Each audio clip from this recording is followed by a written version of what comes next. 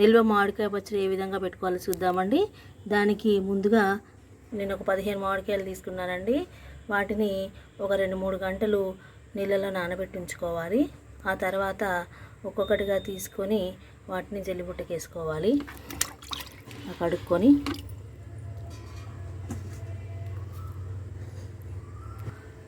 ఇలా అన్నీ కూడా బుట్టకేసుకొని ఉంచుకోవాలి. నీళ్ళన్నీ పోయిన తర్వాత తుడుచుకోవాలి. అలాగే మనము దేంట్లో అయితే పచ్చడి కలుపుకుందాం అనుకుంటున్నామో ఆ గిన్నెలన్నింటినీ కూడా చక్కగా కడుక్కొని ఎండకు ఆరబెట్టుకోవాలండి. అలాగే ఈ పచ్చడి జాడి కూడా తీసుకున్నాను, నేను ఎండకు ఆరబెట్టుకుంటున్నాను. అలాగే దేంట్లో అయితే మిక్సీ పడుతున్నా దాన్ని కూడా చక్కగా ఎండకి ఆరబెట్టుకోవాలి. అలాగే దీనికి కావాల్సిన ఇంగ్రీడియంట్స్లో మనకి ఆవాలు కూడా ఉంటాయండి. ఈ ఆవాల్ని కూడా ఎండకు పెట్టుకుంటే సరిపోతుందండి. మామిడికాయ పచ్చడికి నేను ఇన్ని మెంతులు తీసుకుంటున్నానండి. వీటిని వేయించి చల్లార్చుకుందాం.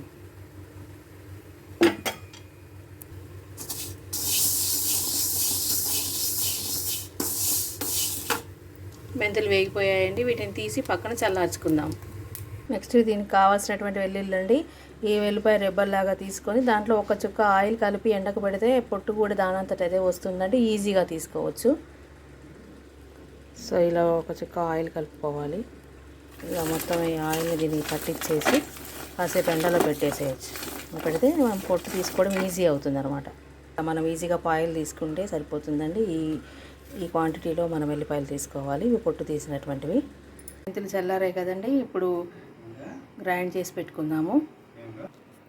ఆవాలు ఎండకు పెట్టాం కదండి, అవి కూడా ఆరిపోయాయి. ఇప్పుడు వాటిని కూడా మిక్స్ పెట్టుకుందాము. నేను పచ్చి ఆవాలనే తీసుకొని ఎండలో ఆరబెట్టుకొని పొడి చేసుకుంటానండి. నేను 300 గ్రాముల వరకు తీసుకున్నాను. వాటిని మిక్సీ చేసి పెట్టుకుందాం. సో ఇలా మెత్తగా పట్టి పెట్టుకుందామండి. ముక్కలు కొట్టి ఆరేలోపు ఇవన్నీ రెడీ చేసి పెట్టుకుందాం. మనం ఇందాక కడిగి ఆరబెట్టుకున్నటువంటివన్నీ కూడా ఇలా తుడుచుకోవాలండి. ఇలా తుడుచుకొని క్లాత్ పైన ఆరబెట్టుకోవాలి. వాటికి ఉన్నటువంటి తొడిమలన్నీ కూడా ఇలా తీసేసుకొని పెట్టుకొని ఆరబెట్టుకోవాలి. ఇవన్నీ ఈ విధంగా ఆరిన తర్వాత ముక్కలు కట్ చేసుకుందామండి. ఇది మామిడికాయలు కొట్టేటువంటి కత్తిపీట.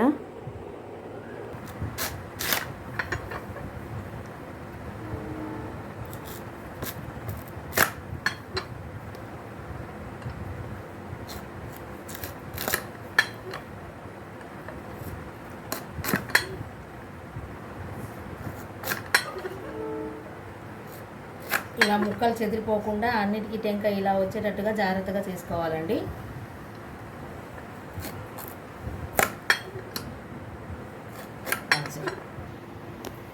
ఇలా పీసెస్ చేసుకున్న వాటన్నిటిలండి ఇలా టెంకకి ఇలా లేయర్ ఉంటుంది. ఆ లేయర్ని తీసేసి శుభ్రంగా తుడుచుకొని ఒక గిన్నెలో గ్యాదర్ చేసుకుందాము. ఇలా దీనికి ఏమీ లేదు.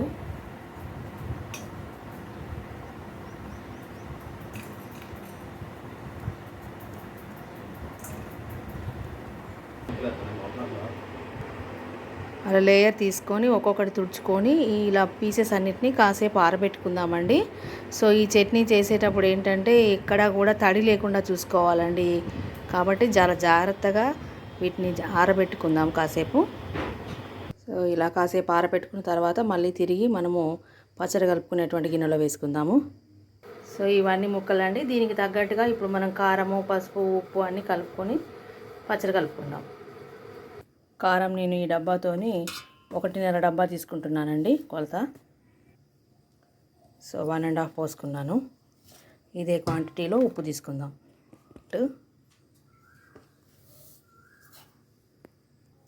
1.5.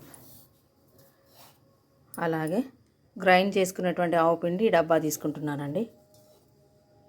అలాగే వేయించి పెట్టుకున్నటువంటి మెంతుల పిండి ఒక 1/2 డబ్బా తీసుకుంటున్నాను. అలాగే పసుపు కూడా 1 స్పూన్ తీసుకుంటున్నానండి. ఇప్పుడు వీటన్నిటినీ కూడా మిక్స్ చేసుకోవాలి. ఇలా అన్నిటినీ కలుపుకుంటే మనకి ముక్కకి చక్కగా అన్నీ పడతాయండి. ఈ వెల్లుల్లి అందరినీ కోర్స్గా గ్రైండ్ చేసుకుందామండి. కొన్ని వెల్లుల్లిని నేను పచ్చళ్ళలో వేసుకోవడానికి పెట్టుకున్నానండి. మిగతా అంతా కూడా గ్రైండ్ చేసుకుందాం కోర్సుగా. దీంట్లో కొద్దిగా జీలకర్ర వేసుకుందాం లాస్ట్లో. వెల్లుల్లి ముద్దని డైరెక్ట్గా ముక్కల్లో కలుపుకుందాం. ఇప్పుడు ఇలా కలుపుకుందాము.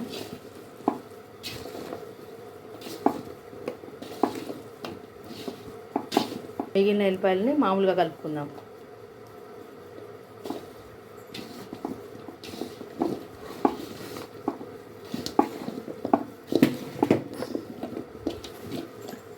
ఇందాక తీసుకున్నటువంటి మిక్చర్ మొత్తం కూడా దీంట్లో కొద్ది కొద్దిగా కలుపుకుందాం ఆయిల్తో పాటు.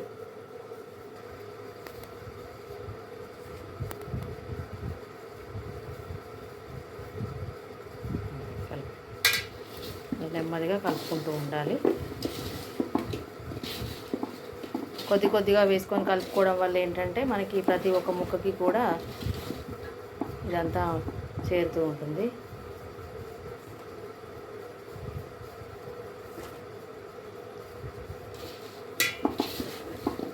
కట్ చేసుకొని ఇలా ఆరబెట్టుకున్నటువంటి జాడీలోకి కొద్దిగా వేసుకొని చుట్టూ కూడా తిప్పుకుందాం. ఇలా ఈ ఆయిల్ అంతా కూడా దీనికి చుట్టూ ఇలా చేరేటట్టుగా పెట్టుకుంటే దాని గోడలన్నిటికీ ఆయిల్ చేరుతుంది. సో ఈ కారం అంతా దీంట్లో కలిపాం కదండి. ఇప్పుడు కొద్ది కొద్దిగా ఆయిల్ వేసుకుంటూ కలుపుకోవాలి.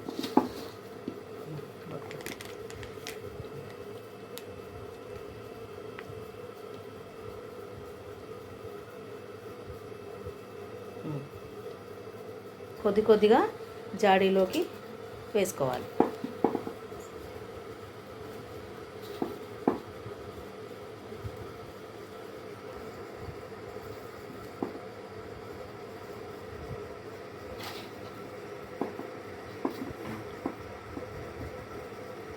ఇదంతా పీసెస్ అన్నీ ఇలా వేసుకున్న తర్వాత లాస్ట్లో మిగిలిన నూనె అంతా పోద్దాము.